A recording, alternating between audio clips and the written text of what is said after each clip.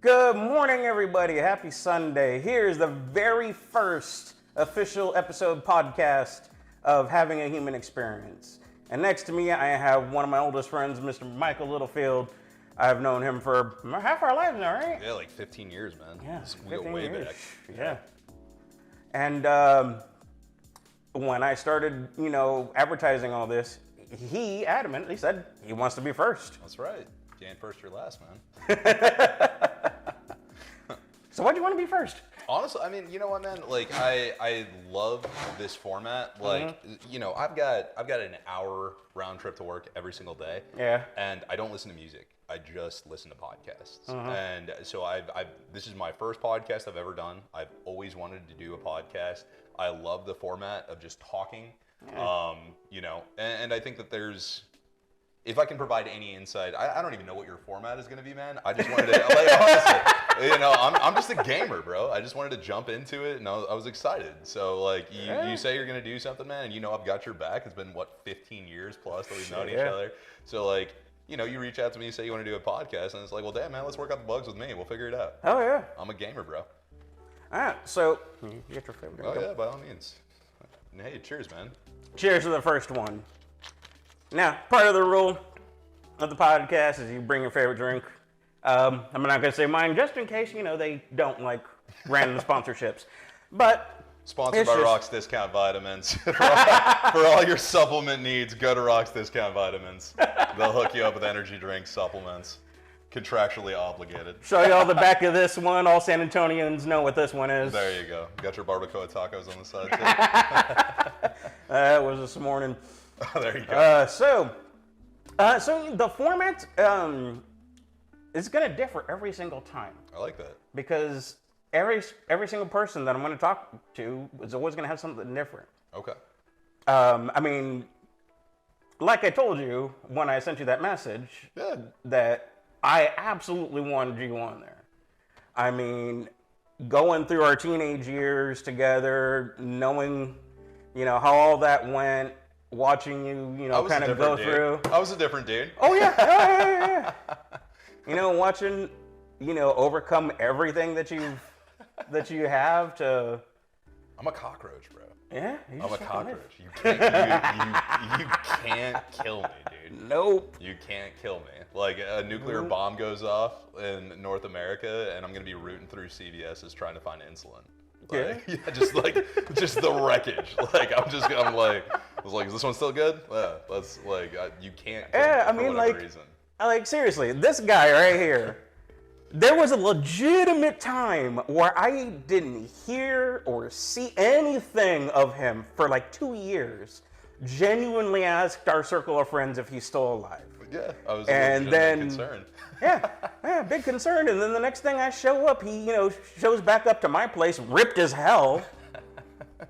That was the first time I saw you when you came to my house after a couple of years. I forgot what we were doing. So the reason for my hiatus from the friend group, man, was primarily was rehab, right? So yeah, we were doing some crazy. Yeah, we were going. We were partying every day. Yeah, we were going pretty wild, man. But the real wild stuff that I was doing, I wasn't doing around you guys because y'all were good friends, and you would have tried to stop me. And probably. I wasn't trying to stop, man. Yeah. So that was the thing. So June 18th, 2011 was and is my sobriety date. And that's when I, checked into inpatient rehab.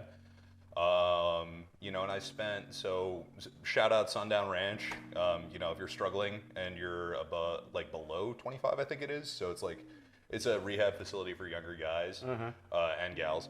But yeah, man, checked into inpatient rehab June 18th, 2011, and that was the last time I had a drop of alcohol, a hit of weed. Honestly, man, anything stronger than Tylenol. It's been 10 years, So yeah, 10 years on this June 18th. So clean and sober for over a decade, man. Damn. Yeah, man. It's been a long time. So yeah, I know. So I've been sober now. I think I was using for 5 or 6 years, and then I've been sober for 10, and still doing that. Sober's better for me. Yeah.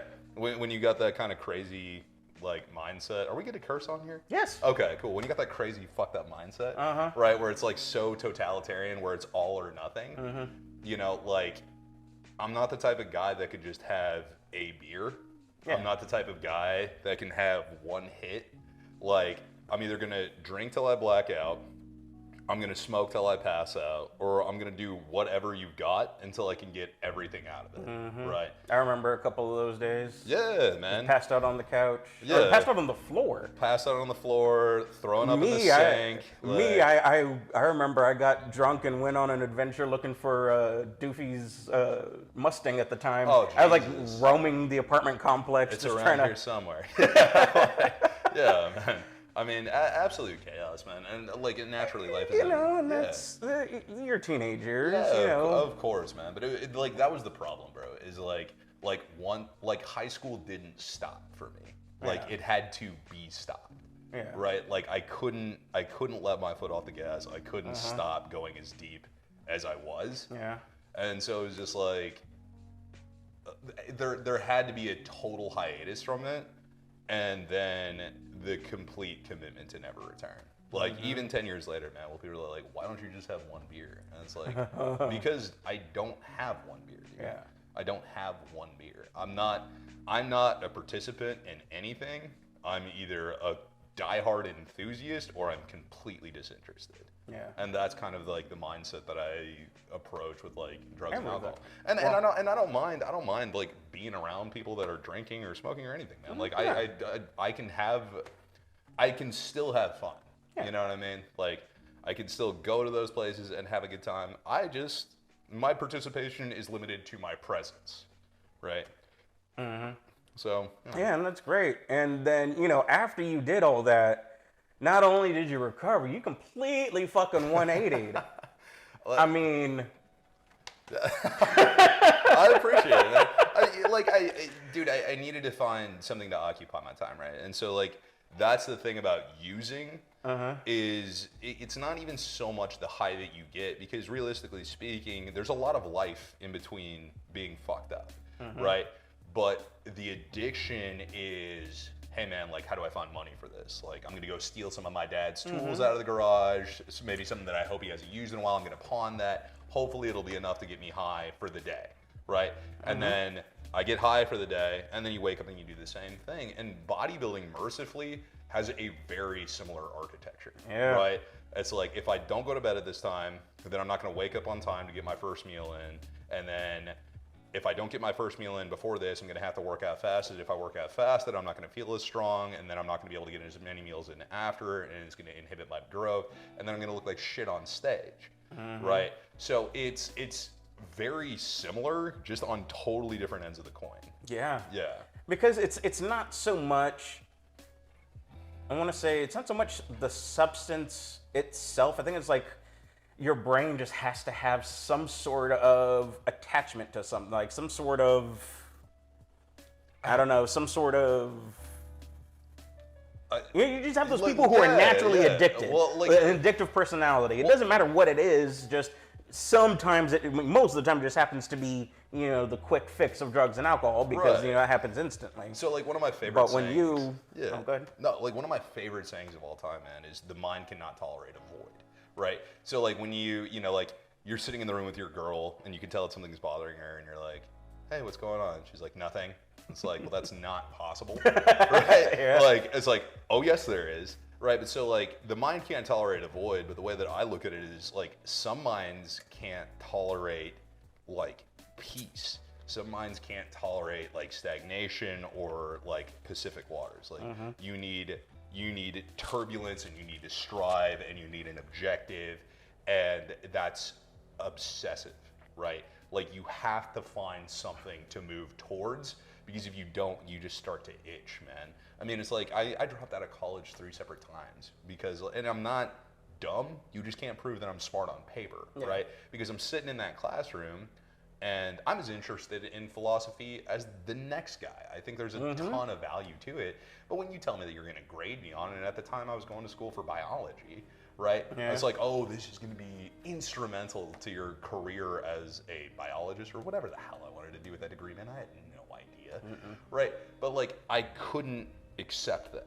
And so I'm just sitting there itching because it didn't feel conductive to what my goal was, right? and it felt like a colossal waste of time and energy and commitment and money. I couldn't do it now. Like I dropped out of school 3 different times, and it's like I dropped out twice. Hey, there you go. Right. Yeah. We don't quit except sometimes.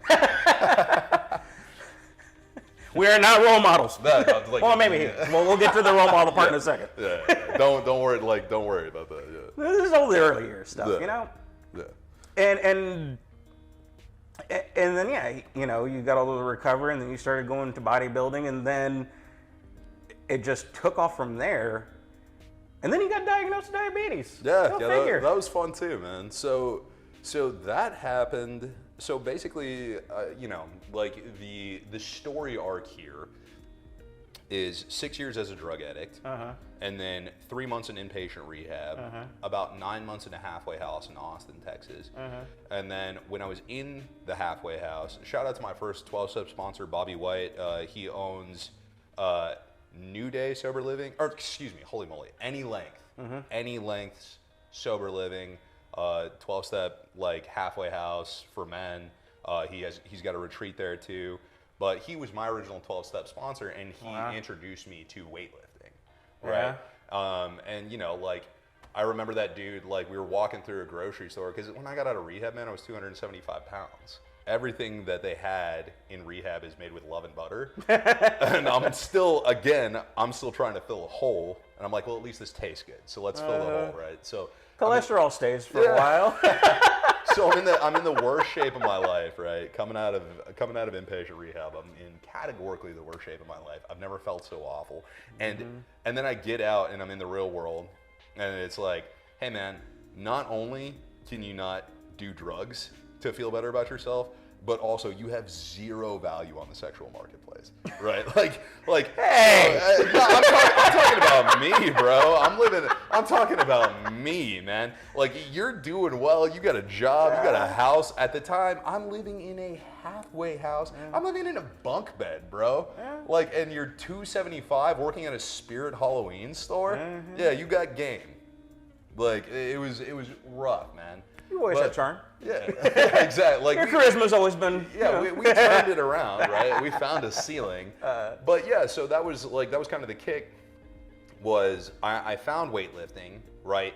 I'm living in the halfway house, and eventually it's time to go back home, right? Yeah. I go back home, and you know, my buddy Mac, who I'm still good friends with to this day, man. I mean, like, one of those guys in the friend group that was like, dude, I don't care that you're not using anymore. Like, I still want to hang out with you, and I'm going to support you. Yeah. So, and I was very fortunate to have a lot of friends like that were just like, hey man, you can still kick it. Like, we never hung out with you because you partied. We hung out with you because of you. So very, very fortunate, totally foundational in my recovery was having that support group. It was great for us when, you know, all of us found each other before we were old enough to do all that shit. And then we did all that shit together. Yeah, exactly, right. So, like, you know, we did the wild shit, we got older, and then it was like, you know, you still encourage everybody's success. Yeah. So that was cool in that regard. But then with... you know, so my buddy Mac was like taking me around looking for jobs and stuff. And the first job I landed on out of the halfway house, I was working in a Sonic drive-in. And, you know, I remember being in my buddy's truck, and like we pull up to the Sonic, and he's like, hey man, I was like, hey dude, pull in here. And he's like, oh dude, you don't want to work at Sonic. And I was like, listen, I just got out of rehab. I have a high school diploma. I have no skills. I'm not above working at Sonic, dude. So sure enough, get hired at Sonic. Did y'all fucking hear that? Why don't you hear that right there? Dude, I'm not above working at Sonic. I maybe I am now. Oh yeah, but I have a resume now. But when you're in that kind of position, that's the kind of mentality you need to have when you're in that kind of position. Just fuck it. I need a leg up. It doesn't matter how high that step is.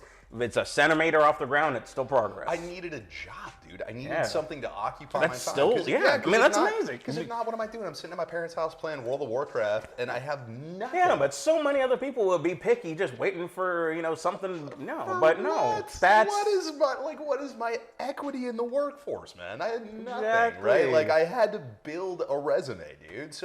So ultimately, what that ended up being... We're getting to the inspiring shit. We'll get there, right? Maybe at the end of this, I might be a role model. Who knows?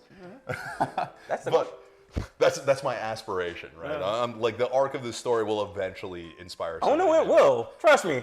This is just the beginning. Fingers crossed. But so I work at this Sonic for 9 months, man, and I'm just, at the time, I'm so grateful to just have something to occupy my time. And if you've never worked at a fast food restaurant, humble yourself.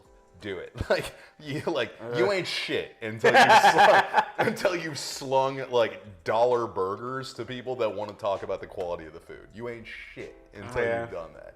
I did my stint at Subway. That's it, dude. Yeah, that's like literally like that should be the motto for all of these places. Is like, now hiring, come and build some character, right? Like, don't worry about the pay. That ain't shit. But you were gonna build so much character here that it will matriculate into other parts of your life.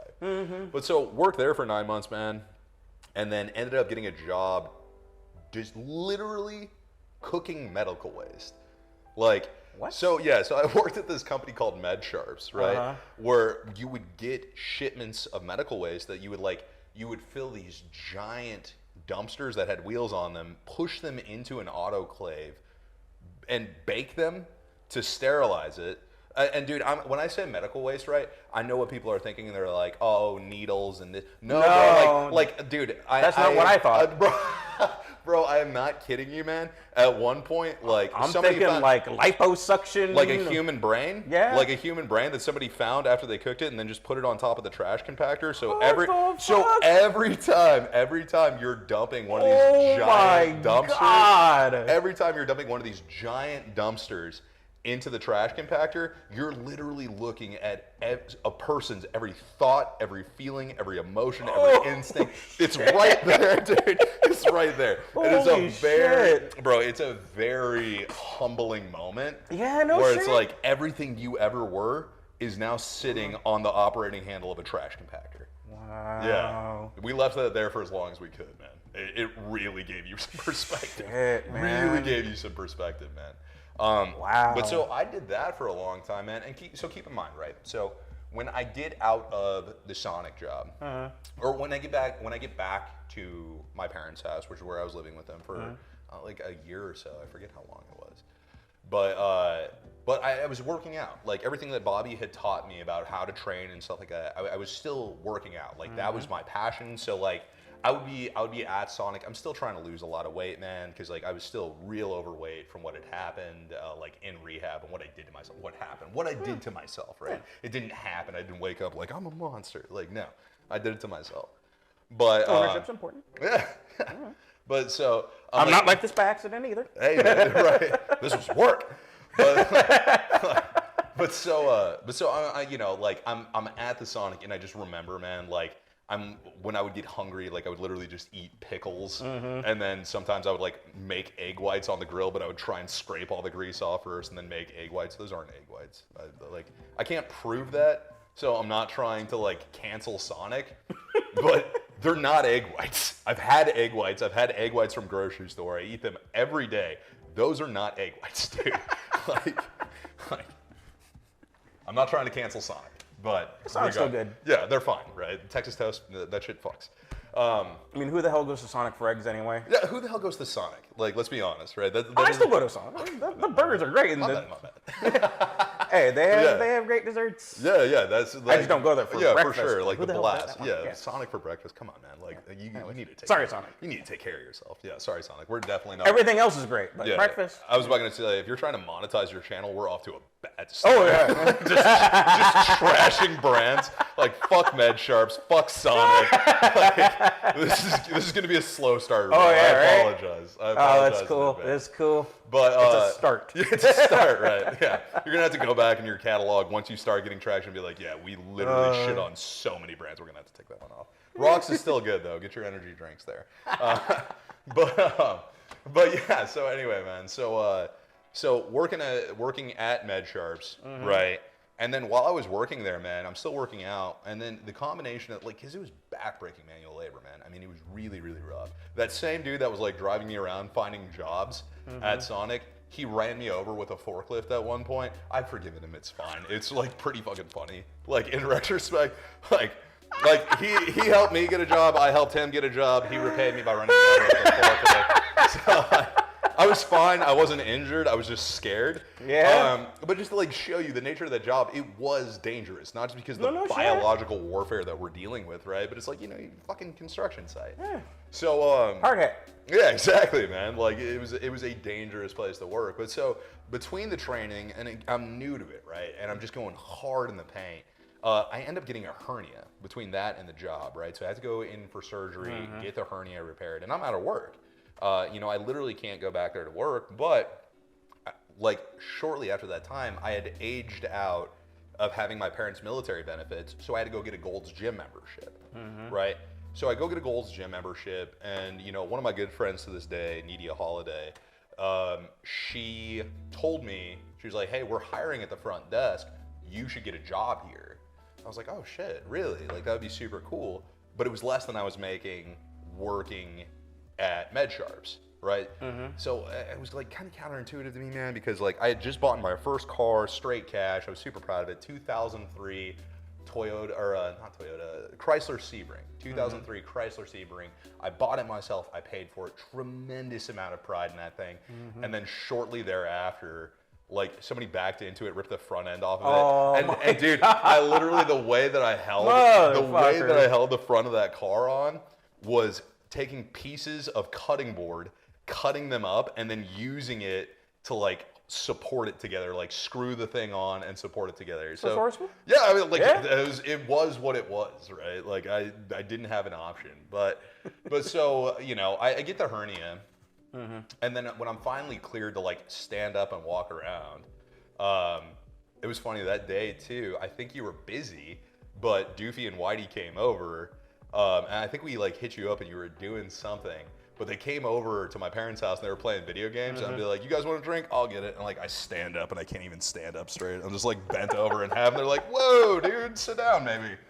But so anyway, I finally recover from the surgery. And I'm like, okay, I have an option here because MedSharps offered me my job back. Yeah. They're like, if you want to come back, man, you worked hard, you gave a shit, like come on back. And I was like, yeah, of course. All right. Or I could work the front desk at Gold's and make a lot less money, but I'd get a free membership, right? Membership was $30 a month, and we're talking about the difference between making $10 an hour and making $8 an hour. And I was like, I'll take the membership, man. Like I'll take the free membership. So go to Gold's, folding towels at the front desk. Easier to work out. I start getting more into it. I'm learning a bunch from the personal trainers. And here's where things start to really, really change. This is where it got weird, man. So this is where the whole. This is my origin story. It is an origin story. Yeah. So basically, what ended up happening was we had a personal trainer at the Universal City Gold's Gym, which is no longer. Now it's a TrueFit. But it was this dude by the name of Atlai Keistian. And one of the hardest working motherfuckers I've ever met in my entire life, dude. Yeah. And he was like 23, 24, and he was balling out of control. I was like, how the fuck do you do that? But he was slinging personal training like crazy, man. Like working 40, 50 hours a week, getting paid $45 an hour. And all he had was a certification, right? And, I come from a pretty educated family, man. I mean, my mom is a RN. My dad's got his master's degree. My sister's got her master's degree. Nice. And again, you can't prove that I'm smart on paper, right? You cannot prove that I'm smart on paper. But so I'm watching this dude just sling personal training. I beg to differ on that part. Tell me about that later. But like, I was just like, dude, how are you making this much money? I was like, dude, I can sell personal training. I'm good at what I do. I studied my craft. And I'm watching everything he does. I'm like, man, I can do that. I know I can do that. Yeah. And one day, man, I'm literally sitting there and I'm bitching about the fact that it's like, dude, I can definitely do what you guys do. I know I can do what you guys do. And they dropped some mail off the front desk, and one of the pieces of mail was for American Fitness and Aerobics Association or something like that, AFAA, right? So it's a nationally accredited personal training institution. And Atlai grabbed that piece of mail and he threw it at me. He said, "Shut the fuck up and do it." Because this dude is bleeding out of his eyes, man. He's there at 5 o'clock in the morning and 9 o'clock at night. He's trying to take every client that he can. And I'm over here telling him how easy his job is. And he's like, then fucking do it, dude. And so I did. I stepped up, man. I studied my ass off. It was one of the only things in my life that I've ever been interested in studying, right? Everything else, like, if it interests me, I'll do my own independent research, man. Don't tell me to learn anything, though. I'll learn it if I want to. Right. Right. And so I was like, I devoured the textbook. I read it cover to cover. For personal training? For personal training, man. The AFA. I mean, it's like the size of that book right there. Like, I read the entire textbook. Yeah. It was a big one, man. It was a big one. Yeah. But, so I read it cover to cover, man. I ended up getting certified. And, you know, while I was there, as soon as I got it, man, we had these things called floor hours, where it's like you basically work and you try and get new clients and you try and convert conversations into compensation, right? Of course. So we at the time we had kind of a veteran staff of personal trainers, and nobody was using this floor hour budget to take, you know, these opportunities and make new clients. So everyone was just, they're happy where they're at. I'm good with what I got, man. Yeah. Okay. And can't fault them for that. no, hell no, man. Like that's you know, I've heard plenty of like in insurance. Yeah. I've always heard stories of agents who have like 3 or 4 clients, but those 3 or 4 clients are they're so lucrative that they pay the bills, and it's like, man, I'm good. This is a quality of life, and I don't have to overextend myself. And honestly, man, I admire people that can find satisfaction, because I'm definitely like a destination like addict, where I'm like, whatever hilltop I get to, I'm looking for the next one, and the next one, and the next one, right? So I truly admire anybody that can find satisfaction with where they're at. But so basically, like the first 18 days of me being a personal trainer, I went from having no clients to having about 18 clients. I averaged the new client every single day. Yeah, man, because I was obsessed, dude. I was obsessed, and I'm running around like a chicken with my head cut off. I'm barking at everybody that walks into the gym, man. I'm trying so hard, right? And so it ends up taking off, man. And, you know, it kind of got to that point where, like, there really wasn't room for, like, Atli and I in the same gym. And, like, Atli ended up opening his own gym, and now he's crushing it. The guy is a bloodthirsty savage, and I love him to death. But he was just like, it was kind of one of those things where he's like, you know what, man? You can do this. So, I ended up getting... Maybe he'll want to be on this. Yeah, there you go, dude. Yeah, like, God, I wish I could remember the name of his gym? Yeah, like I'm so awful, man. I know it's around the Universal City area. Like, look up Atli Quistian on Google, ATALIQUISTIAN. You'll find his business. He's incredible. He's such a good trainer, right? So, and when I put this on video, when I put this on YouTube and Facebook, I'll provide all the links. We'll tag you. Like, I want to plug everybody that helped make me who I am. I love everybody that I mentioned here. I love the shit out of, right? But so, anyway, like, so he ended up leaving. The clients that didn't end up coming with him, I inherited as well. And so now I'm just like up to my ears in business, dude. I'm cranking out probably 50 one-hour sessions every single week. Shit. And I'm getting paid $45 an hour, and Gold's Corporate is coming in and they're like, hey, we don't want to pay this guy overtime. They're like, well, he's hitting our personal training goal by himself. And they're like, all right, we'll leave him alone. Right? They're like, fuck it, dude. We'll leave him alone, you know? And so then from there, right, because I have that like destination fixation, like I was losing clients because they weren't reaching their goals, right? And it wasn't me. This is something that's very inherent in personal training, but because they couldn't follow the dietary aspect of things, they're like, look, man, I work 40, 50 hours a week. I got to afford your ass, and then I got to go home and cook healthy. That's hard, man. And I got to the point where I was like one of these guys was telling me, he's like, oh, it's just so hard to eat clean. I was like, dude, you give me $90 right now and I will cook your food for a week. And he's like, really? I was like, yeah. And he walked out of the session, drove to an ATM, pulled $90 out, or pulled $100 out. He's like, keep the change. If you pull that off, man, by all means. And then I started a company called Self-Made Fitness.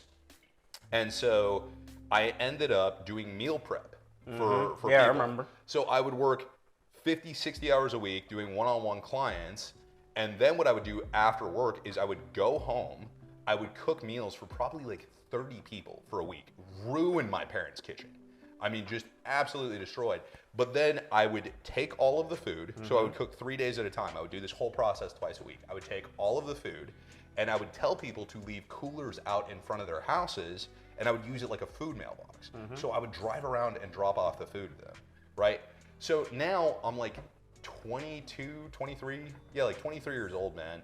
And I mean, like, I bought a big ass truck, and I'm like, I bought a motorcycle, and I'm like balling. I'm like, oh my God, dude, I'm fucking killing it. Like, I'm the man. And 20 minutes ago, we were talking about a halfway house. Yeah, there you go, right? Timestamp and everything. And then, like, honestly, man, I pushed too hard. I think I ended up like just breaking my pancreas. So I started doing something. I probably should have let him finish that sentence. Yeah, right. Like, damn. A story of success, and it's like I wish I wouldn't have. But no, so I started doing something called... shit happens, you know? Yeah, shit happens. But so I started doing something called Polyphasic Sleeping, right? Which is because I was working so much, I would literally I would try and take every day, I would try and take 3 2-hour naps a day, but I would never get a full amount of sleep, right? So I actually had like a sleeping bag that I would roll out underneath the table in the break room for the personal trainers, and I would roll out a sleeping bag and I would just try and sleep between clients. So anytime I had a gap, I would try and sleep. And ultimately, man, I think the stress of that just led to me shutting down my pancreas. So I'm working like crazy, dude. I'm doing these meal prep drops. I'm still, trying to do my own workouts, trying to eat, and then I'm noticing something weird, man. Like my eyes are burning all the time. I'm losing I lost like 40 pounds in a month, man. I got skeletal, really thin. Yeah. And then super embarrassing, but like every time I would go drop somebody's food off, man, I would have to get out of my truck and piss because I'm drinking like gallons of water and I don't know why I can't satiate my thirst because my blood is on fire and I don't know it. And the kicker for me when I really realized it was like, dude, something is very wrong, is I took my hand, my dry hand, and I grabbed my own tongue and I let go of my tongue and my hand was still completely dry. Yeah, so I ended up going to the hospital. I told the doctor what was going on, and they're like, "Yeah, man, this sounds like diabetes." And I'm like, "Nah, man, I'm super healthy. Like, I'm taking care of myself. It's not diabetes." Like, where'd you get your medical degree, quack? Right? So the guy takes a blood sample of me because he literally bought what I was saying. He's like, "Yeah, you're probably right. It's probably something else. You look like you're in good shape." Takes a blood sample, and then I go back, man, and I'm literally like sitting at a Starbucks. I'm like, you know what, man? You finally did something about your health. Reward yourself. So I'm drinking it I'm drinking a frappuccino. I'm literally drinking like 200 grams of sugar. I'm like, damn, this is good. And the doctor calls me back, and he's like, hey, man, turn around, get your ass back here. I was like, why? He's like, you're gonna die like soon, dude. Like you're in diabetic ketoacidosis. Like you're gonna die like quickly. He's like, did you drive yourself here? And I was like, yeah. He's like, how? Can you see? And I'm like, not well. Like my eyes have been a little bit foggy. And he's like, yeah, man, you need to get your ass back here right now. And I was like, all right, well, I will in a second because I got like 4 more clients. He's like, I don't think you understand. like if we don't get you on insulin like now, you're gonna die. And I was like, well, fuck, dude. So I call my dad. I let him know what's going on. I'm heading back to the hospital already. He meets me there and they hook me up. Like they test my blood sugar. Healthy blood sugar, realistically, is supposed to be between like 90 and 120. Yeah. And I'm at like 967. Fuck. Yeah, not good. Like real bad. So I'm full on in diabetic ketoacidosis, man. And the nurses are coming in and I'm just like, they're like, what do you need? And I'm like, just keep those urinals coming. And I'm just filling them up. Like my body is shutting down. Like my kidneys are eroding. I'm literally on the verge of death. But so they figure out what's going on with me, man. They basically tell me, it's like, hey man, your life is gonna be different forever now. Like you're never gonna be able to look at food the same. You're gonna have to stick your fingers, check your blood sugar, really be careful and conscientious about what you eat. Like shit's gonna be different, man. And I was like, well, fuck, dude. So like now I'm sitting there and I'm just like, dude, I'm a type 1 diabetic. I'm a recovered drug addict and alcoholic. I was like, what is there to do? I was like, okay, well, it kind of sounds like you're just wired to live a healthy life. So now how far do you take that, right? So 23 years old, and then, And see, this is where shit's not fair. Like, genetics is just not fair. Like, you are the most physically fit person I know. And my fat ass is only fat. But dude, like honestly, man, because I've heard that stuff before, and I gotta tell you, man, like fuck fair, like so many people get spun out on fair, like dude, fuck fair. Oh no, like you know what I mean, but like it just 100% I do, 100% I do, but it's like, because I had those moments, bro. Yeah, I had those moments where I'm fucking bitching and I'm like looking at my family and I'm wagging my finger in all their faces. I'm like, you eat like shit, you eat like shit, you eat like shit, and I'm feeling so sorry for myself, man. And honestly, dude, that initial period of adjusting to type 1 to me was as shameful as some of the lows of addiction, where I'm just so fucking resentful, man. I'm sure. I mean, you're finally on top of everything. You're in the best shape of your life. I'm making great money. You're making bank. Yeah, like and then you almost died. Yeah, it's like, and I didn't do it. I didn't do anything wrong. Just fuck genetics. Yeah, and exactly.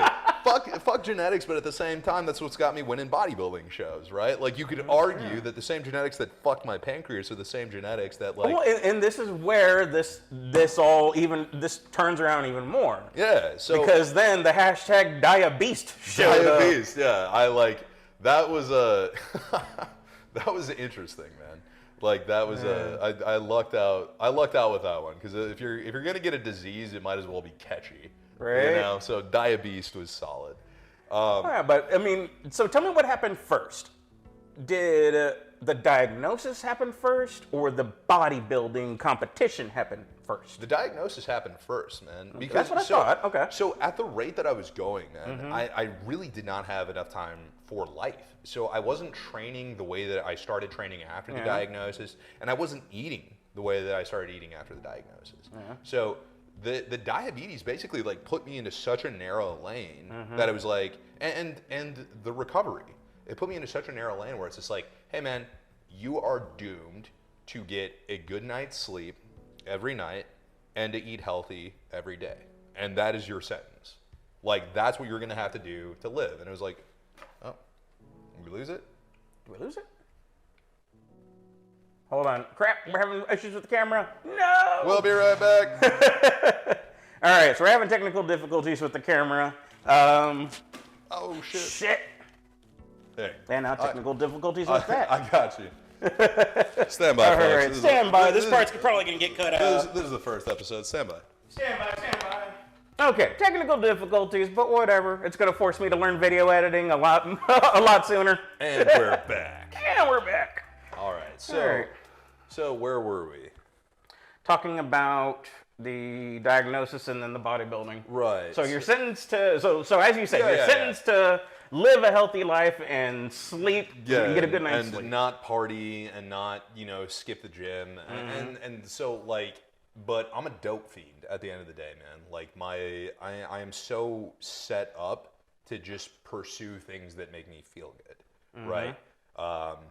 Again, not really happy with just, like, the level feeling. I want to experience intensity. Like, so I'd rather have highs and lows than just smooth sailing, right? Yeah, of course. Yeah. So that kind of like, I mean, I want to feel things, right? Like, let's get weird. But so basically, like, one ends up kind of... Sorry, children. Yeah, my bad. Make sure to put an age rating on this. Get that contact strike right out of the gate. Right. Sponsored by Rock's Discount. No, I'm kidding. kidding. But yeah, man. So basically, man, I'm always just kind of like doggedly in pursuit of finding something that makes me feel good, right? So I was really very negative once I was diagnosed. And like, I just kind of, should be. Yeah, I felt defeated, man. And then it was just kind of like, all right, well, we got to find a new way to live. So shortly after that, man, like, I get out. What helped you decide that? What do you mean?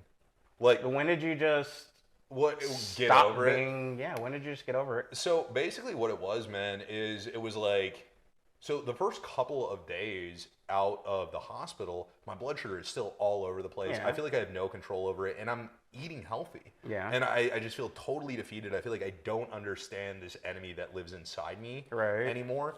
And like the highs and lows, you feel awful, right? Like the stuff that a lot of people don't understand about diabetes is it is constant. It is the only disease that you have to decide your own course of treatment every single day. And everything you're doing is a best guess. Like I am not nearly as smart as a pancreas, right? So like there is no rubric that you can follow where I know empirically if I take 10 units of insulin right now, I'll be fine, right? No, I'm guessing because I can eat the same meal every day and one day I take that 10 units of insulin and I'm totally stable. The next day, I'm completely bottomed out on the same meal, and then the next day, like my blood sugar is 400, right? And it's the same shit every day, but everything affects it, man. Stress, activity, sleep, all of it is correlated. So you're literally just stumbling through it, trying to do the best that you can, and it's super frustrating because it's another one of these sacrifices of control where like I'm just like, all right, we're winging it. Right. Yeah. And that's, I want to be in charge. I still very much have that kind of like ideology where I want to really have a thumb on things. And so that was it. Like, I think that what ended up happening was I just had to have that paradigm shift to being like, dude, I just got to take care of this. Like this is what it is. There is no going back. There is no cure still. So I got to find out what I'm going to do about it to like make this life worth living because I was so tired of feeling like shit. So shortly after that, I get a call from like the vice president of fitness for Gold's Gym, and he's like, "Hey man, come and meet me at this coffee shop, and we're gonna talk." And I'm like, "Ah, shit!" Like you don't know the context, man, so you get worried. And so I go meet him at this coffee shop, and he's like, "Hey man, I got you a muffin." I'm like, "Yeah, I'm fucking like I'm sitting like I'm just." So rude. Like I'm sitting across from this dude and I'm like, you did what? I was like, I can't eat that. And he's like, you'll be fine. And I'm like, nah, man, I'm literally not going to eat that. Like I'm just hardlining this guy that's in the highest position of fitness at this company that I love. And I'm like, no, I'm not doing it.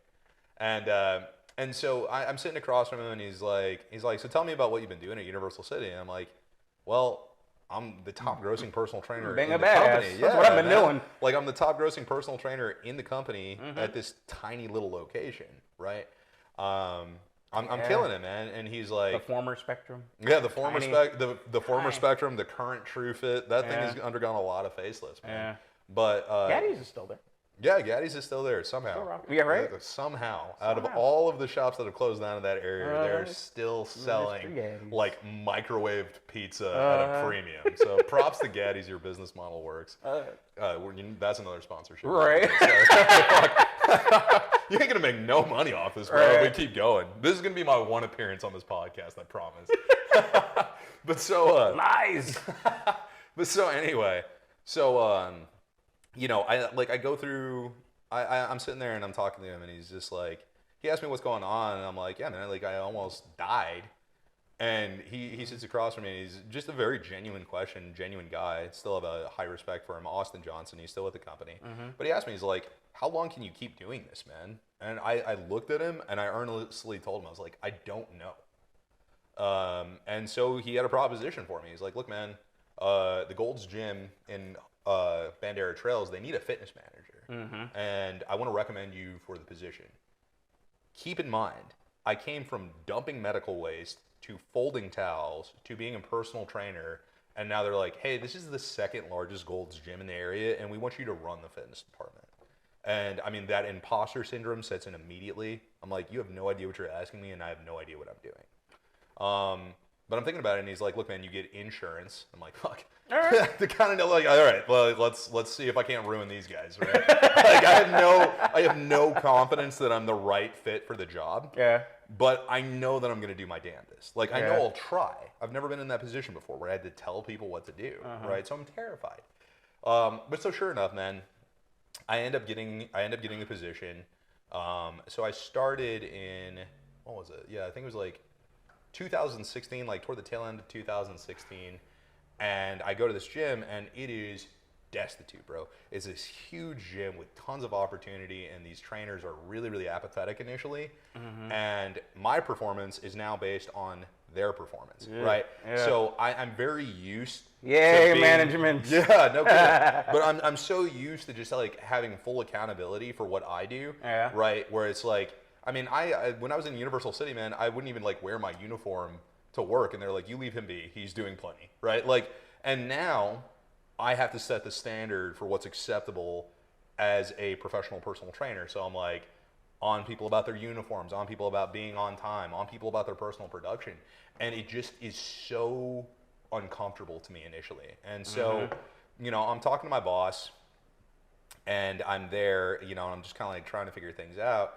and he can sense my apprehension, and he told me something that like just really stuck with me and drove that mania. And he's like, "Look, man, nobody's good at being a fitness manager." He's like, "I've only seen one good fitness manager in my entire life. They all suck. They're all garbage. Like, this role shouldn't exist. It's a waste of resources and time." But he told me, he's like, "I've seen one good fitness manager in my entire life." He was like, "And that was me." And he was like, "And I hit goal every single month. For a year straight, I hit goal every single month." Yeah. And I was like, "Okay, that's what I'm fixating on." And so we had this conversation. But did he tell you how? I mean, like, he had some general ideas, right? But it wasn't, again, it's something that's so, it's so unique to the group that you have with you, right? Like, how easy is it going to be for me to get these guys to come around to my way of thinking? Because I'm coming here and these guys aren't making money because they're not selling. If they were selling, I would be hitting goal, right? So they're not making money, but they're still showing up, right? So now how do I convince them? It's like those agents that you were talking about, right? Where they got 4 clients and they're like, "I'm chilling, man. I don't need this," right? And so essentially what I did, man, like within the first couple of days there, I just started bringing on new trainers, man. I was doing interviews. I was going crazy. I'm like, "Look, I don't care if all of you guys get only 1 client. I'm hitting goal the first month that I'm there." And I did. Nice. I managed to pull it off. The gym, thank you, right? Like a couple of years late, because like it didn't impress my boss. You got an applause. Look, this is a very high quality production. but so like we managed to pull it off, man. But now I've got like a bunch of personal trainers that are just kind of like there, right? And so now I got to manage budget and all this other stuff. But ultimately, man, so 2016 was a rough year. We were kind of hit and miss. Every other month we would hit. And then all in the background, your food business is still running. Yeah, it's still running, man, but it's eating me alive. And so, because I remember around that time, a little after you started Gold's, you were starting to ask for commercial kitchens. Yeah, we had a commercial kitchen very briefly. Where we were renting it out, and like we were hiring drivers and stuff. You had what, like a team of 4? Yeah, it was a team of 4. It was me, and so it was crazy. It was like me, and then it was my fitness manager at the time. So I was working for him, and he was working for me. And then it was his girlfriend, now wife. Nice. And then it was our buddy Xavier. Yeah. Like, congrats to Chris and Pearl. Congrats, guys. Y'all are cool.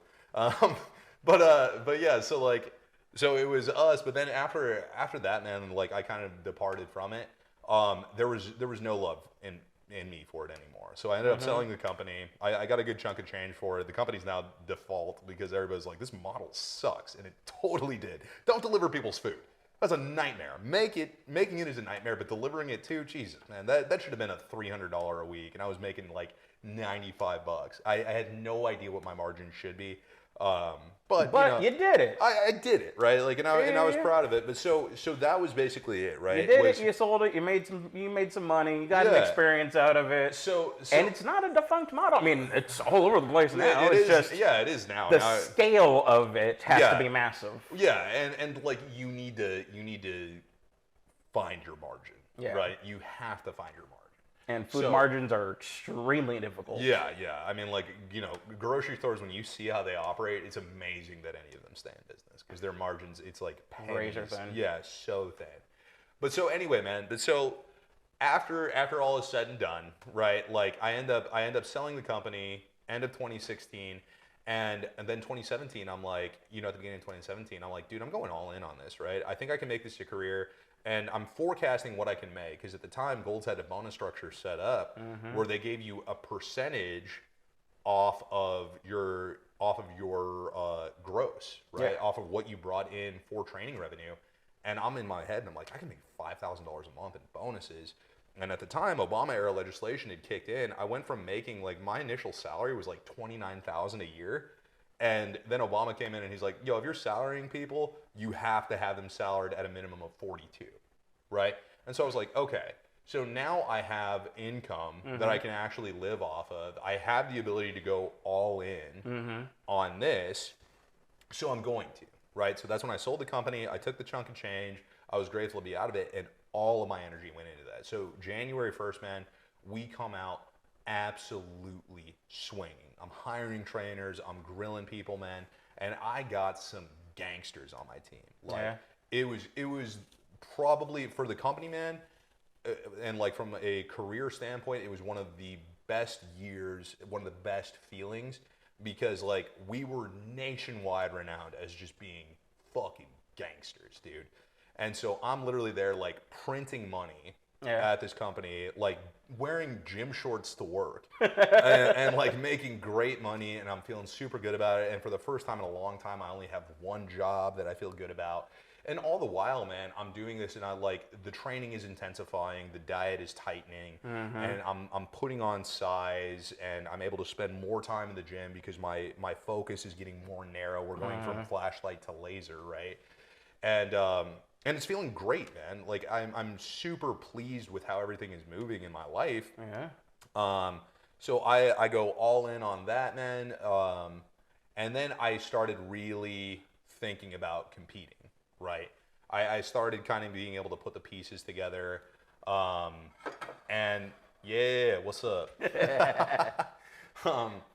But yeah, so I ended up not competing until I ended up leaving Bandera Trails, because once 2017 wrapped up, we rolled up on 2018. And so after what I managed to pull off at the company, Gold's was basically like, hey, this guy's making more money than our general managers, right? Like I wrecked the grade curve, man. Like they were like, they were like, this is not cool that this guy is getting paid so much, right? So they increased my goals to an unreachable level, so I could never hit again. And then you hit him? No, fuck no, man. They played me, dude. They got me. And then they also changed the way that my bonuses worked. And so I'm so... Was it you specifically? Yeah. Like, no, my name came up in the meetings where they're like, fuck this guy, dude. We're not going to pay him this much. Even though, like, I was that missing ingredient. I'll be vain for a second, but it's like after I left, hemorrhage, dude. But so I ended up going... This thing's about you. Be vain all you want. All right. Twist my arm. But so I end up, you know, leaving Gold's Gym, Bandera Trails, and then moving to, I worked as the assistant general manager at Gold's Gym Live Oak. And while I was there, man, I'm still learning all this stuff. And now I'm wearing slacks and, you know, like garbage, man. But so I'm trying to affect change there. And the general manager that we had at the time was a legit criminal. Like, when I say legit, man, I mean like, we were having trouble finding people to work the kids club, and there's an onboarding process for people to work with children. And he was tired of having to work in the kids club because we couldn't find anybody. So he just like called somebody, told them they were hired, never did their paperwork, and they did not get paid. So they're working there handling children. No bullshit. This is like all well recorded. And yeah, if this makes Golds look bad, I don't care. I mean, if it's all recorded, they can't come after Yeah, exactly, right? Like, tell me I'm lying. Right? But so that guy ends up getting shit canned. Of course. And then I still, because of the quality of this dude, he has not trained me how to do my job. So I've got 10 fingers trying to plug holes in the Titanic. Yeah. And I've never been more miserable at a job, right? Like, and I'm calling the district manager, and I'm like, you guys need to send help. You guys need to get somebody involved. I was like, you need to put me in the general manager spot and then have somebody come and train me, because I don't know what I'm doing, right? Like, I'm so lost. I've received no training in this new position. And all this happened because they screwed you over like that. Yeah, exactly, man. So then their decision tanked the entire... So they would rather tank an entire location. They tanked Bandera. Their fitness program just got ravaged. It's never been the same. They tanked Bandera, and then they dumped me into Live Oak, where this guy was really good at managing people's perceptions, but had no idea what he was doing. He would just delegate left and right. But he would let other managers leave at like 5 p.m. so nobody was sounding the alarm. And I'm like, no, man, I'm here to get bonuses. Yeah. Right? So I wasn't cool with that. So I'm the loudest voice saying, this guy is fucking criminal. Right? So what ends up happening, man, is like Gold's corporate is not giving me the support that I need to run the gym. They're not compensating me the way that they need to in order for me to give a shit about how this place is being run. And so, the district manager comes in and he's like, so, been going pretty rough recently. I'm like, yeah, man, this is my 2 weeks. I'm done with this company. I was like, you guys have shown me who you are time and time again. I'm not cool with this anymore. And the district manager, like, he's kind of like, all right, man, I'm going to send you to go be fitness manager at New Braunfels. He's like, you don't have to do this shit anymore. I understand. I gave you a flaming turd. Like, you don't have to do this anymore. Right? So I go, and I'm happy with that, man, because I need income. But at that point, man, I was literally like, yo, repo my car, my motorcycle. I don't give a fuck. I'm not doing this anymore, right? But so the Gold's Gym in New Braunfels was actually always kind of the mountaintop for fitness managers. Yeah. Right? I was at Bandera Trails, and at the time, that was like the step down. New Braunfels was the mountaintop. And so I ended up getting New Braunfels. That was great for 2 years, man. Unfortunately, like, the leadership kept kind of changing around me. I had a really good, like, management team that I was working with there. A bunch of good memories from New Braunfels, but ultimately, like, the corporate side of things became so toxic that we didn't leave on good terms. Let's just say that.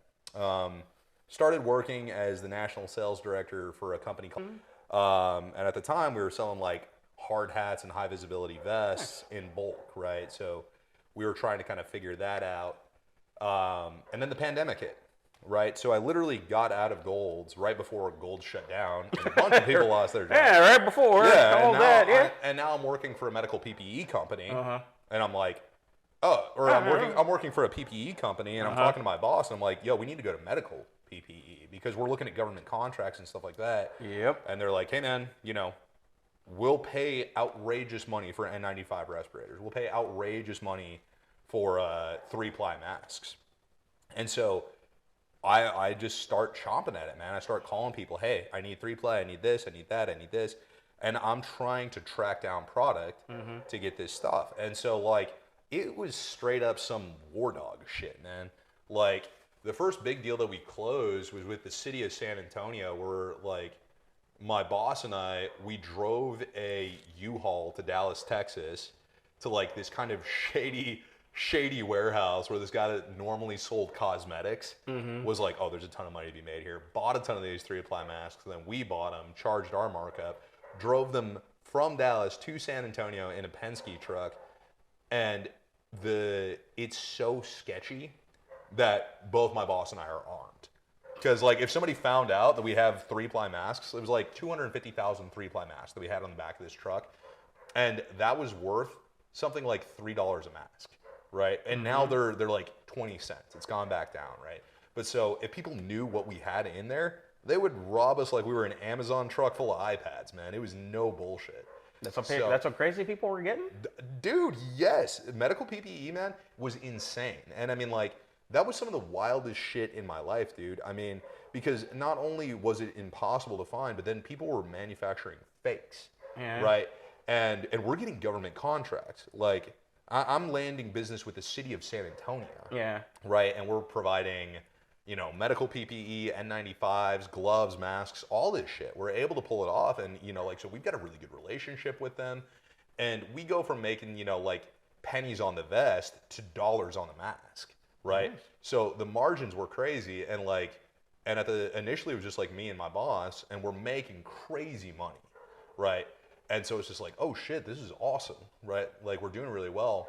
And then, he brings in a business partner, and unfortunately, like, it shit went south real quick, so I won't name names. But yeah, man, it started getting real wild real fast. So, like, I mean, dude, I ended up flying to Utah because somebody told us that they had 1 million KN95s in a warehouse. Shit. And yeah, no, it was like legit the cartel. Like, oh, wow, okay. Yeah, like, so I'm driving up there, man. I'm driving up and there. here I'm thinking, I was like, okay, we're just talking about medical PPE. Maybe Nah, I should son. try to get him off the subject. Nah, but, okay, cartel, no, all right. No. Like, yeah, All right. there's I promise you there's some fucking juice to this, right? Okay. So I'm like, I rent a car. I'm driving out to this location, and we surprise these guys, right? Like, they're like, yeah, we had the mask here, and we're like, okay, we're willing to pay for it. And they're like, great, can't wait to see you. Can't wait to see that money. And they were telling us where the masks were stored, and I just show up. I'm like, what's up? What's up, man? Yes. And I go to this place, and there's all these armed guards, right? Like, I mean, like, legit, like, AR-15s walking around. What the hell? Yeah, like, and it's this shitty warehouse, and they've got the masks, right? There was a bunch of tests that you can do with medical masks, right? So, like... Are they... Oh, man, what? Bro, Okay. So here's the test, right? Here's the test. So medical grade masks are 3 or more ply, right? So if you cut them in half, you can see how many plies they are, right? So I cut this KN95 in half, 2 ply. I'm like, ruh-roh. And then you're supposed to be able to hold a KN95 and pour water in the front of it. And if it's a real one, it won't leak out the front. Like a colander, dude. Goes right through. And then I take one and I try and light it on fire. A real one won't ignite. Yeah. Lit right up. And these guys are watching me do this, and you can see them just kind of shifting around, and I feel like they're kind of closing me off. And I'm like, all right, man, sounds good. Like, this all checks out. Let me call my boss. You guys got your wiring instructions? Yeah, I got wiring instructions. All right, cool, man. Cool. Well, I'm going to get that check wired over to you all right now. And then, yeah, let's figure out the logistics on how to get this back home. And I get in the car, and I call, and I'm like, we did not do our due diligence on this. And I fucking peel out. Yeah, no shit. Took off, and I can see people behind me, and they're running after me. Like, they're trying to chase me. And I'm like, fuck. Yeah, so that was, I mean, like, that was just one of the first experiences, man. It was one of the first experiences of how nightmarish this shit got, right? Wow. And I mean, like, it ended up getting more chaotic from there, man. Like, dude, How does going to a warehouse full of armed guards? Bro, because we're brokering. So being the middleman in a situation with a commodity that rare and valuable at the time, is a tenuous situation. So I'm taking money from people, and then I'm doing my due diligence, and we're doing our due diligence to make sure that the people that claim that they have this product really do. And a lot of times, they don't, right? So now I'm taking money, I'm spending money that's not mine to buy a product I can't verify, and hoping that I can be the connecting link between the two. Yeah. And I mean, dude, we had it blow up in our face over and over and over again, where we would place orders. We should probably go back and blur out the name of this company, because I do believe that it's still in function, and I don't want to trash this guy any more than I already have. So just as a quick, thing, just blur that. But yeah, man, I mean, like, it was chaos, and we ended up fucking a lot of people out of a lot of money, totally unintentionally, right? Because, like, we were doing it altruistically. We're trying to help. We want to believe people. But yeah, man, I mean, and it was chaos, and we could never meet deadlines because we didn't know when product was going to arrive, and the logistics, like, hey, this is, I mean, like, even if the people that we were sending the money to had the best intentions, it's like, hey, man, we got to get these masks out of China. And they're like, yeah, you know that whole global pandemic thing? It's really hard to move shit. Yeah. Right? So, I mean, it was super chaotic, man. And then, like, because of that, like, a bunch of promises were made, a bunch of promises were broken. And, I mean, long story short, man, I ended up getting out of the business. But at the time, fortunately, I had made enough, like, good chunks of commission that I decided to just take a break. I was just going to breathe. I was going to figure out what I wanted to do. And I was just going to relax. And so now the pandemic is thrumming and Snowvid hits, right? And so my contact from the city of San Antonio that I had made brokering the medical PPE, she gives me a call and she's like, hey, totally off chance, but do you know where I could find truckloads of water? And I made a contact in the food service industry from medical PPE, because everybody got into it, man. If you were in commodities, you got into medical PPE when it was the time, right? So the cons, It's like a gold rush. yeah, exactly, man. Everybody's running for it, and they're trying to figure out. That's how you run into cartels. Yeah, no shit, right? They're smart. Whatever you want to say about the cartel, like, make no mistake, they know what they're doing. But so anyway, so we get into. I reach out to him and I'm like, hey man, I need to get clean drinking water for the city of San Antonio. We're shut down right now. And he's like, yeah man, no sweat. And I get another great commission check off of that, right? And then I end up going to work for this guy. And, national sales director, same title that I had in the past. And, I get promised the salary, and he's, he is one of the owners of the company, right? So I'm like, all right, there's no confusion here. They've been in business for a long time. This is going to be solid, man. And I get my offer letter, and I'm like, now I'm not just living, I'm not trying to figure out how I'm going to survive. I'm like, awesome, man, this is stable. And, I end up flying out to wherever they are. I'm going to try and stay ambiguous, man, because, I'm over it. I don't need anybody to trash these people on my behalf. I've said my part, right? But so I fly out, and I'm doing training, and I'm closing more deals with food commodities and stuff like that. And I'm like, shit, man, I've got a knack for this. I feel great. And then, I just, long story short, man, I skipped the entire bodybuilding side of my stuff, but now I went from there were disagreements about what I was supposed to be paid. I was promised a salary that I didn't receive, ended up getting litigious. I got written a check and it was done. And now I'm very, very happily employed at Attlebridge and Company Firearms. I love the group of guys that I work with. It's the top gun store in Texas, top 1% in the United States. Wow. We got 4,000 firearms there, and it's ran by the same 10 dudes every day. We all work 6 days a week.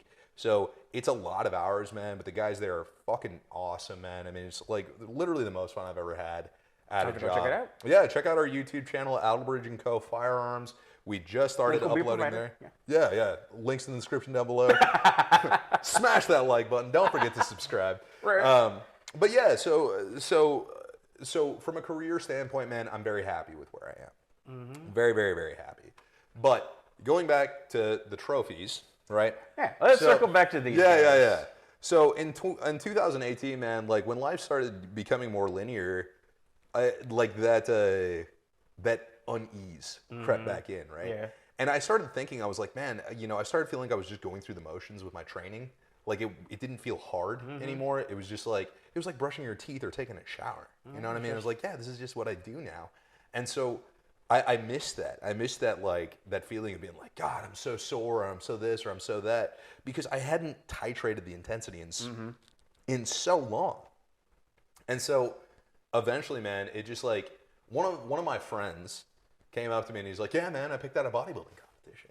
And I'm like, and me being an asshole, I'm like, you look like shit compared to me right now. What are you doing? You know what I mean? What are you talking about? But you got the balls to do it. Yeah. You got the balls to say that you're going to do it. And I'm like, fuck that, man. Why am I going to keep sitting on the sidelines and watching people compete when I know I can do this? I know I can do it. So he told me that he was doing a competition, and then doing this. Yeah, hell yeah, man! You can fucking do it. You just gotta do it. That's I see a whole bunch of stupid interviews all the time. Why the fuck did you ask him that stupid question? Yeah, and I'm I'm not. You know what I mean? I guarantee you there are more interesting people out there than me. But fuck, if I can say anything that can help anybody, I'll say it. I'll put it on the airwaves at least. It's been pretty fucking interesting so far. But we got. All sorts of cartels science, and drugs and cartels, and brain matter, litigation, and all sorts of shit. And now we're about to have bodybuilding. Then now we're about to have bodybuilding, right? Arguably I was going to say arguably the least interesting thing of all of it, but the most foreign to me. Yeah, fair enough, right? And foreign to a lot of people because you see bodybuilding competitions, and you're just kind of like. Yeah, no, and dude, totally reasonable question. And I'll tell you this, man, I'm one of those people that when I'm in contest prep and people want to ask me about prep, I tell them, I'm like, this is the least interesting thing about me. It's just the thing you notice first, right? I become so regimented that it's I wake up at this time, I do cardio, I eat my first meal, I train at this time, I eat again, I eat again, I eat again, I eat again, I go to sleep, right? it's not that interesting. The interesting part is the 4 minutes that you spend on stage displaying your dedication to that tedium, right? That's the interesting part. But short of that, man, I mean, like, props to the people that were able to bankroll making a culture around bodybuilding and making it more interesting than it actually is. I love my bodybuilders. It's a fraternity, man. Anybody that's ever stepped on stage, like, we all want to see each other win. Even if I'm battling it out with you on stage, like, I still want to see you win, right? So it's a fraternity. It is a truly amazing thing to be a part of, and I'm so glad that I did it. But at the end of the day, man, the way the sausage is made is boring as shit, right? Like, but people want to create a mythology behind it where you're a warrior, or, you know, you're so dedicated and disciplined and this is my job, and like fucking all of this intensity that I feel like is really manufactured once you get the mindset of, if I don't follow this program to the best of my ability, then it's going to show up on stage and I'm going to embarrass myself and embarrass my coach, right? Like, that's all you have to do is everything that you're told. Like, I coach bodybuilders to this day. I still have a coach, right? I have somebody that tells me everything to do, and I just do it, right? And it's not more complicated than that. Bodybuilding is a very simple process for very complicated people, right? If you eat this and you do this amount of cardio and you do this workout over this period of time, you'll be in shape enough to stand up next to somebody, right?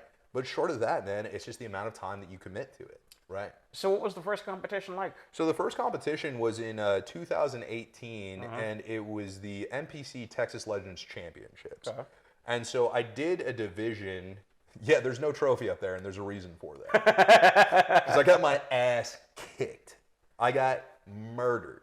First show, I do men's physique, and I'm wearing board shorts, right? So it's basically like kind of like the beach boy look. Yeah. Like you're shredded and you're still big upper body, but you don't show your legs at all, right? So men's physique is the most accessible entry into bodybuilding, and I'm not shitting on men's physique guys at all, because these guys are savages too.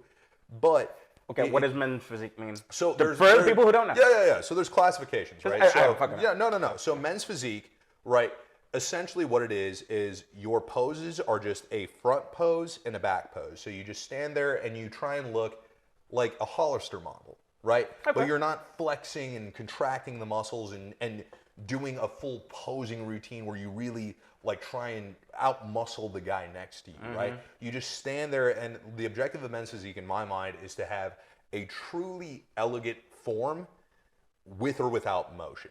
Right? Like if somebody sees that guy shirtless standing around, it's like, oh my God, he looks incredible, right? But you don't need to flex to get that in there. It's just smooth and flowing. So it's like Bruce Lee right before he flexes. Yeah, exactly. It's just like, it's like, holy shit, that guy's in shape, right? And these guys train just as hard as anybody else, man. They don't eat as much, right? Because they don't need the same amount of size. The main focus is to keep your waist small, your shoulders wide, your chest and abs like full and shredded, right? Arms full, but you don't have to worry about the legs. And the legs is a very intense kind of thing. When you train your legs really, really hard and heavy too, in order to get that big size to them, it has a tendency to make your waist thicker too. And so that's what they want, is they want this gnarly V taper with the smallest waist possible and the widest back possible, right? But there's not a lot of posing. It's just gentlemen face the front, gentlemen face the rear, right? So that's what I did for my first competition. And I looked ridiculous because I was too big, man. Like, my legs are filling out the board shorts. I stopped training legs 3 weeks before my competition, and I did not look like I belonged, right? These other guys, they looked great, and they were super shredded, super conditioned, super tiny waist, but I just looked way out of place. I looked too big. I was an eyesore, right? And I worked my ass off, and that was my first show ever, and I came in 8th place. Right. So yeah. So in bodybuilding you have call outs, right? So the first call out is typically like the top 5 to 6 guys. So when you're in the first call out, you know you're in the mix for a medal. You know you're in the mix for a placing, right? So the first call out came, and I'm still standing on the side, and I immediately know, I'm like, there is like, fuck, dude. And, you know, my parents are there and my friends are there. And I'd tell them, I'm like, just go home, guys. like, there's nothing to see here. I go back for finals because I'm not going to be a sore loser, right? Yeah. And I'm still going to get in the mix.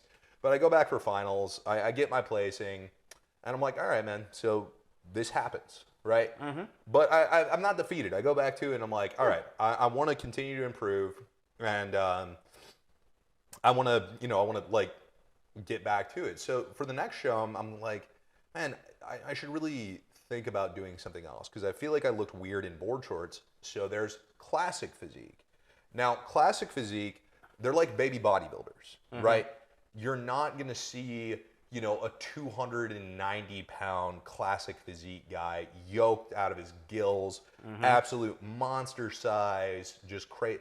It's more of like the Arnold Schwarzenegger era of physiques where they have like, you know, everything is very cut and proportional and flowing and elegant. There's not screaming while you're flexing. It's supposed to just look like it's statuesque, right? Yeah. You want to look like a statue, just very elegant and proportional and well designed. And I was like, okay, so I'm going to do for my next show, I'm going to compete in 2 categories. I'm going to put the board shorts on one more time because my fear was I would rather be called too big for men's physique than too small for classic physique. So that was my worry. So the second show that I did was the NPC Texas Legends Championships, and that was in 2019. And Any of these? yeah, NPC Texas Legends Championship. That was these 2. So this was the men's physique trophy. So you entered both. You entered 2 things, and you medaled in both. Yeah. So I got on your second competition. Yeah. All right. So I came in second place in men's physique, and I came in first place in classic physique. Those medals are actually from one of my clients. She gave me those medals. So that's another story. These medals are another story. But these statues were. I was about to say these things say bikini on the back. Yeah, and we'll get into that. that's a story. Yeah, that's a story there in and of itself, right? But so those were given to me by my first bodybuilding client, and after first bodybuilding client ever, she won her show. Shout out Marlene Skidmore, she's still a beast. But yeah, so anyway, so I came in second place in men's physique, and then I came in first place in classic physique, and that's that guy right there. Nice. Right, so now I'm confident. I'm like, okay, this is where I'm supposed to be. Okay, so men's physique. Yeah. Don't do shit, right? You turn. Stand there. You stand there. You back and forth. Yeah. You still try and flex without looking like you're flexing, right? Classic physique. What's the performance difference? You're posing. You're very elegant. You're very flowing. You're transitioning. You're flexing your legs, your chest, your back. You're hitting poses. And the coolest thing about classic physique is the comparison rounds, right? When you're standing next to somebody on stage, you're being judged on every pose that you do, right? In men's physique, there's only 2 poses you're judged on, your front pose and your back pose, right? But there's, you know, back double bicep, front double bicep, abdominal and thigh, side chest, side tricep, rear lat spread. I mean, all of these different poses that now it's like, hey man, I might kill you on the back double bicep, but you kill me on the abdominal and thigh, right? So where is the widest difference between the 2 of us and where is the narrowest, right? And how do we edge each other out? And that's when it feels like a battle, man. That's when you're really trying to showcase your best attributes and beat other people on stage. So when you're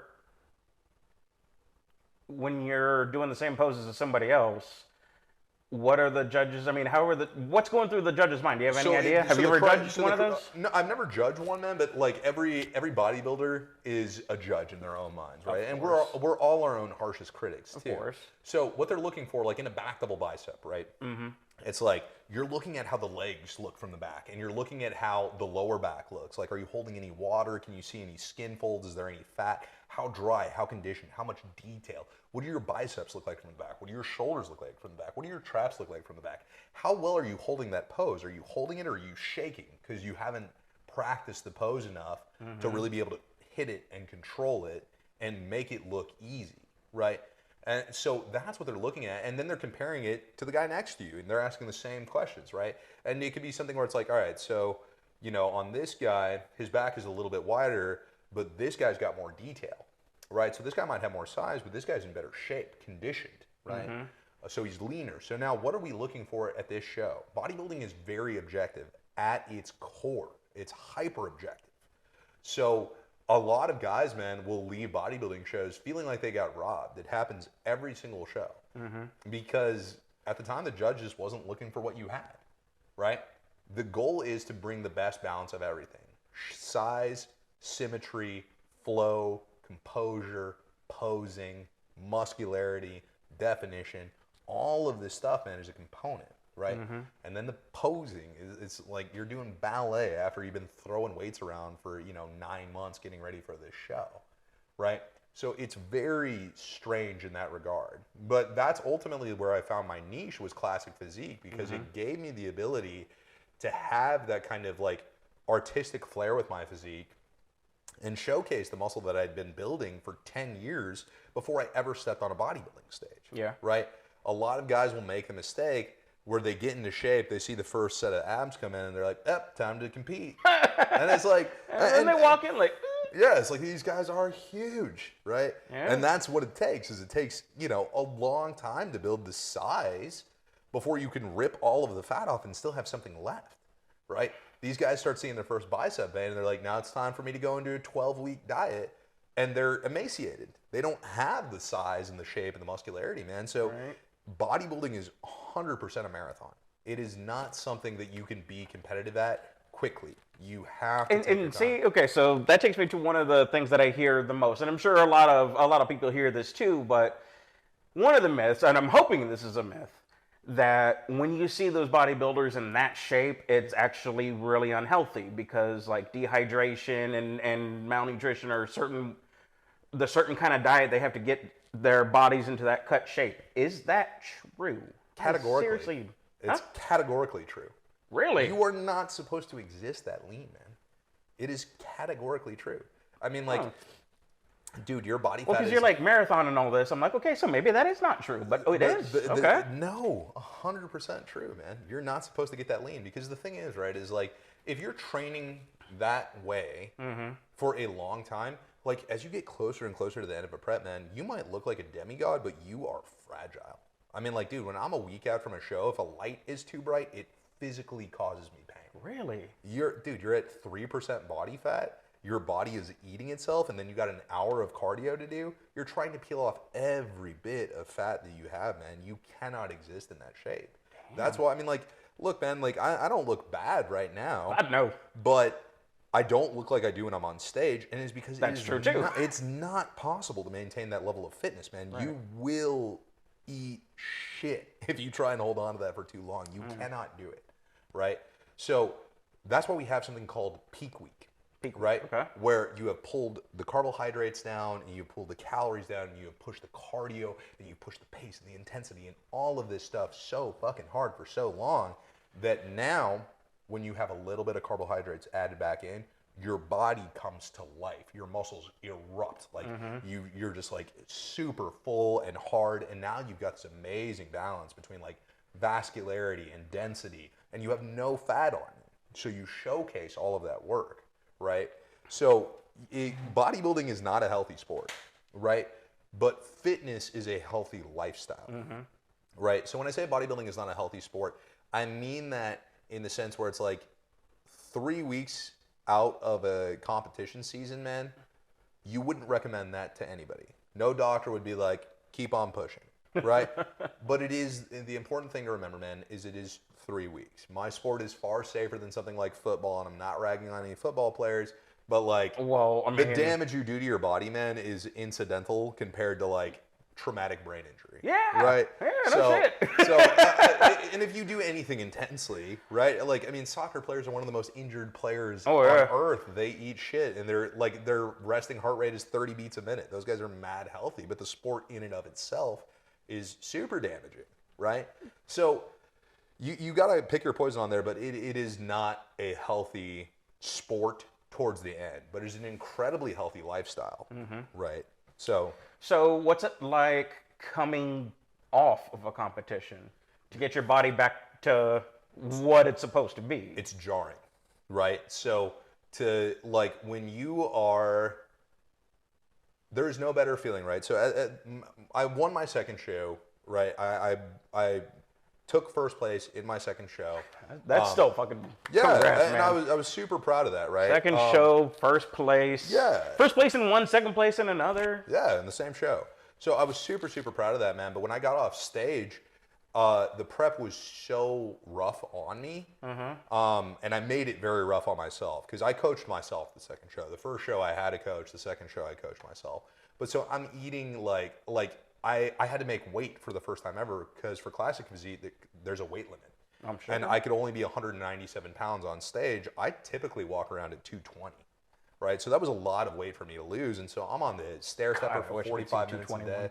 Dude, I'm eating like literally like my protein sources for 4 weeks was nothing but mahi, so whitefish and egg whites. Those are the only 2 protein sources I let myself have. So I was beat up, man. And when I got out, Not even tuna? No, because it has too much fat. Yeah, exactly. But so when I got off of stage, man, I kind of like it was almost like a relapse. You know what I mean? Where I'm like, I can have anything I want, and so I just started housing food, dude. Ooh. Like I was eating like crazy, and no joke, man. Within about probably like a 4-month period of time, I didn't stop training or anything like that, man. But I was just so overstimulated with how good food was that I had put on a bunch of weight, and I was in worse shape than when I had started the prep, and I was really, really down on myself, man.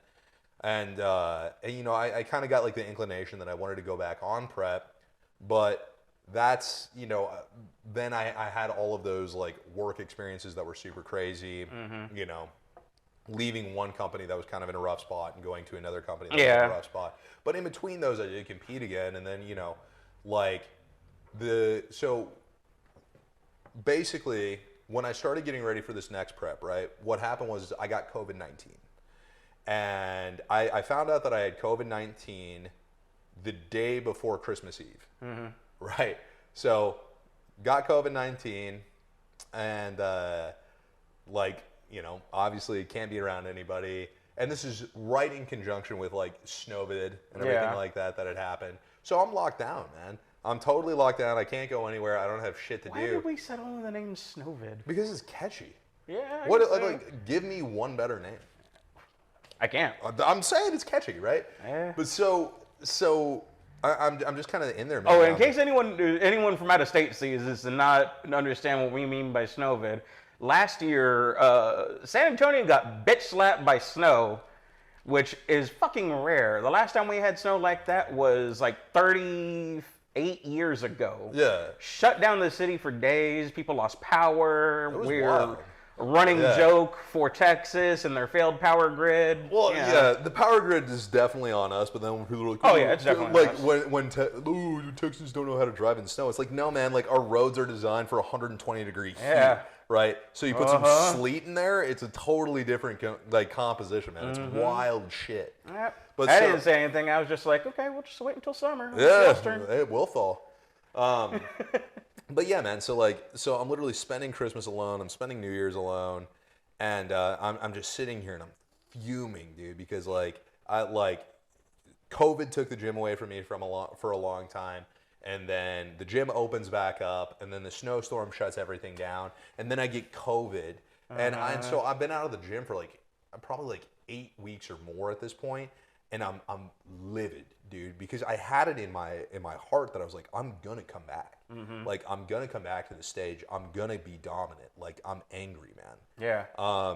And so I get COVID, and then the day that I get a negative test, I pick out a bodybuilding show. I'm like, I'm coming back. I don't give a shit. And so from the day that I got a negative test result, normally a contest prep for me, the shortest one prior to this last one was 16 weeks long, right? And I was like, nah, dude, fuck this. I'm coming back. And got set up with a good coach. And I had, a fantastic support system. I'll go into that later. But great coach. And so I ran into it full tilt boogie, dude. Like, the guy was a savage. Hunter Lee, shout out. Still my coach. Love you to death. Even if you are a pain in the ass sometimes. That's love right there. Yeah, it's love. It's a mix. But so 10 weeks, man. From 10 weeks of being totally sedentary, and then riddled like with the bubonic plague, essentially as it's being pitched. Yeah, right. I go from that to the best shape of my life, right? And so this last win was so much more meaningful for me, man, because I didn't do men's physique too. I was just like, no, man, this is my lane. And then the guys that I was competing against were fucking tough. They were good, dude. Every last guy on that stage that I was next to, if any of them see this, I don't even remember y'all's names, but y'all are fucking ballers. 2021, April 10th. If you were at the Texas Legends Championships, fucking ballers, man. You are all savage. The men's, the classic physique guys were monsters. So it was fun, man. But I got up there and I was really challenged. Yeah. Right. Like I'm backstage and I'm like, I don't know if I got all these guys, man. I was worried, dude.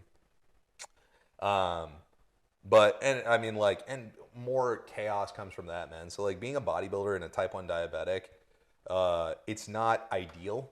Your body fat is super low, so you're hypersensitive to insulin, so your titrations are all over the place. I actually, during prejudging, man, the way that you know that it looks like you're going to win a show in bodybuilding is they put you in the center stage, right? And so they line up all the guys, and we're standing there in our front relaxed pose, and they call out your number. I think it was like number 27 or something like that, and they're like, 27 and 8, switch places.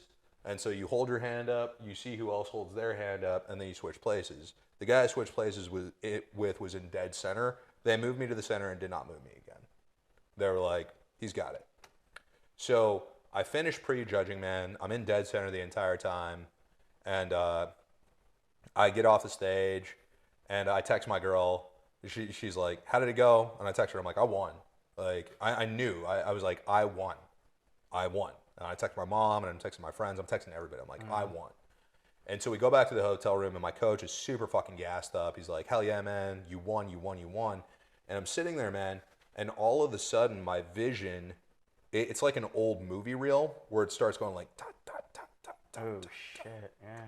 and I don't realize it right away, but I'm having a seizure because my blood sugar was so low from flexing the muscles so hard and from being so lean that I literally start to have a seizure. And I'm like, I feel my head jerking, and I'm about to lose consciousness. And I'm really grateful that like my coach was there. What the fuck? And I was like, dude, grab me that Gatorade right now. And he grabs it, and I'm not supposed to be drinking the Gatorade. Right. At this point. Yeah, but I'm like, I'm going to die. And so I drink it. My coach is sitting next to me, and he's like, hey, man, you got 5 minutes to pull out of this before I call 911 because I don't give a fuck. Yeah. Yeah, and, so fortunately I come out of it, man.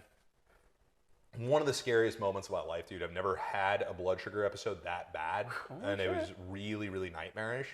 But so we came back, and like, unfortunately, I was so stressed out. My physique did not look as good as it did during prejudging, but I still won. Yeah. Right? I still won, but it wasn't the best package that I could bring to date. But because I won at the local level, it means that now I'm nationally qualified until the end of 2022. Dude. So if I go to the national show and I win that, then I become a pro. So I'm one show away from being a pro bodybuilder. Right? Wow. So all I have to do is win one more. I get the pro card, and I'm a pro bodybuilder. What does that mean? So essentially what it means, man, is that now the next shows that you compete for, You win money. You win money. Yeah, you win money, and there's more sponsorships involved. I mean, there's more opportunities involved. And if you win a pro show, then you're qualified to go to the Mr. Olympia. And if you win the Mr. Olympia, you are the best bodybuilder on earth. Right? Yeah. So I mean, yeah, I know that one. Yeah. So I mean, like one way to look at it, and it's a very, very, very generalized view, but it's like I'm 2 shows away, right, or 3 shows away from being the best bodybuilder on earth. Mm-hmm. But those are motherfuckers of shows, man. I mean, nationals is a totally different level of competition because everybody there knows what they're playing for, and everybody there won a local level show, right? So it's a totally different level of competition, man. But 2022, we're really going to take the bit in our teeth, and we're going to try and make it happen. Because if I go pro, I think at this point I would be one of like 5 type 1 diabetic IFBB pros on the planet.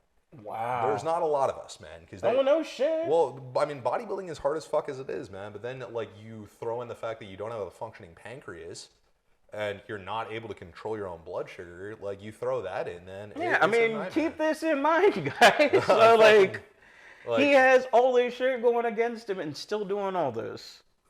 I just want it, man. Yeah. I just really want it. Like, I don't fucking know. Like, it's like, why do you want it? It's like, I don't fucking know. It's like, do I want to be a Mr. Olympia? No. I truly don't. I have no desire. Dude, bodybuilding is so selfish. Just like I have no desire to go to the gym. Yeah, fair enough, man. Like, fucking find your nirvana. But bodybuilding is so selfish, man. And I have a family that I want to be present for. Yeah. And it's like, and I don't, I mean, like, I was very, very lucky to have the support group that I did when I was competing. I mean, like, my girl, like, she literally put up with everything, had my back. And I mean, like, we started a relationship when I was on prep. Not advisable. Because, like, I mean, she didn't even know who I was until I could actually eat food. And then I could, like, I could literally, like, I could blink and breathe at the same time, right? So, shout out to my fiance, Alessa Scarone. I love the shit out of you. You're a fucking baller. Thank you for your support. But, yeah, like, met her earlier. She's amazing. Yeah, she's really nice. Like, obviously. But, yeah, like, when she met me, dude, she had known me previously. And, and she didn't fucking,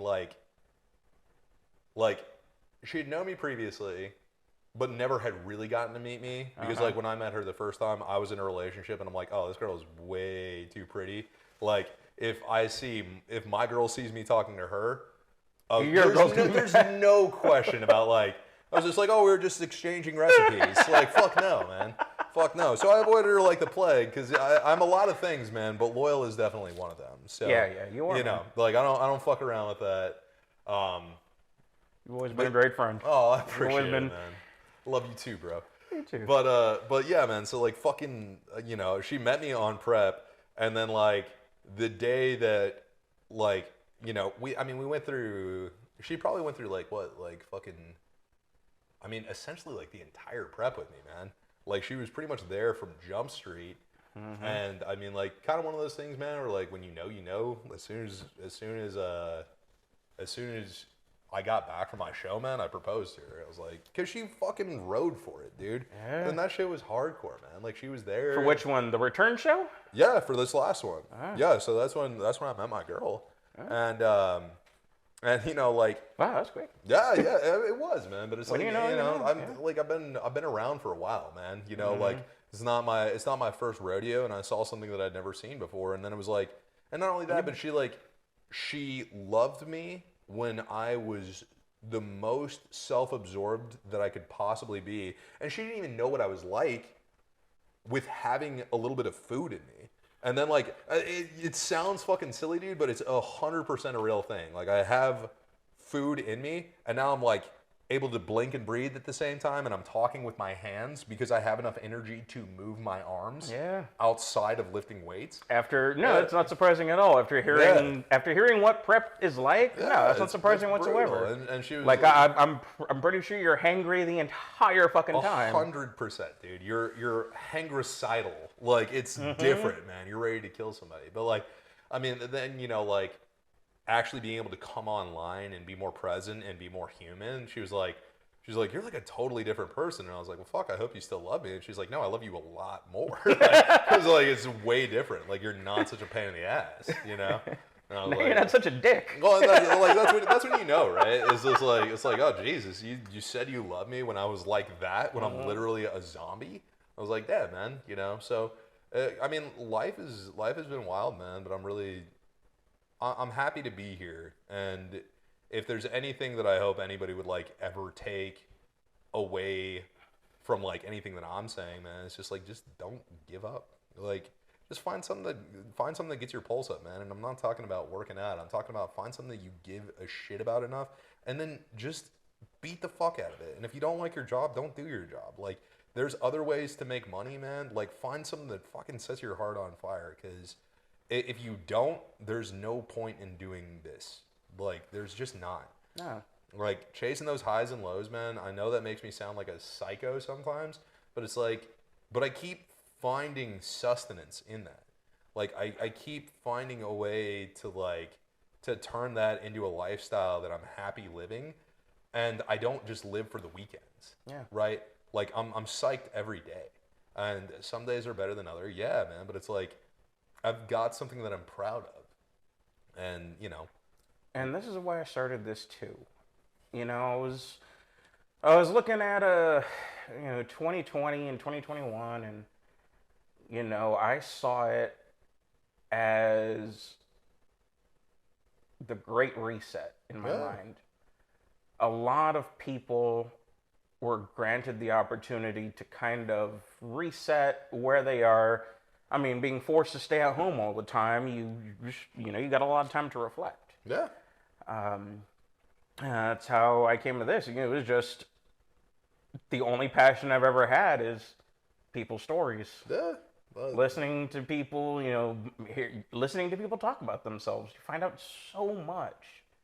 And I've always had this knack of getting along with people. Yeah, man. And I mean, like, well, that's something that you and I grew up with too. Was just like, we were always very interested in each other's perspectives. Like, that was a friend group thing where it's like we were willing to table anything, right?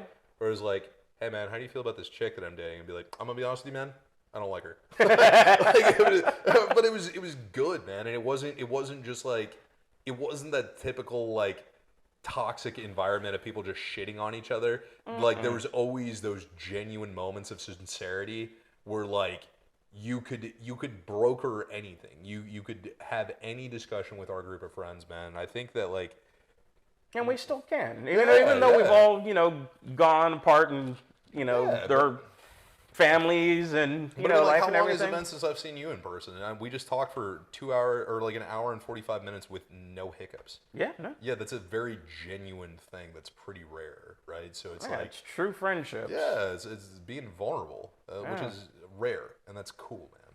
So, and that's the whole point behind this, to get more, I don't know, genuineness out of life these days. Well, because, you know, ever since I don't know, fucking I'm gonna lose half my audience with this sentence, but ever since the fucking Trump era, and even before that, you know, we've been getting just, as a society, just further and further and further apart because we keep getting told all these things that are supposedly what other people think. Yeah. And, you know, I have never once bought into that. I have always been the person to really just keep my eyes on the world immediately around me and the people around me.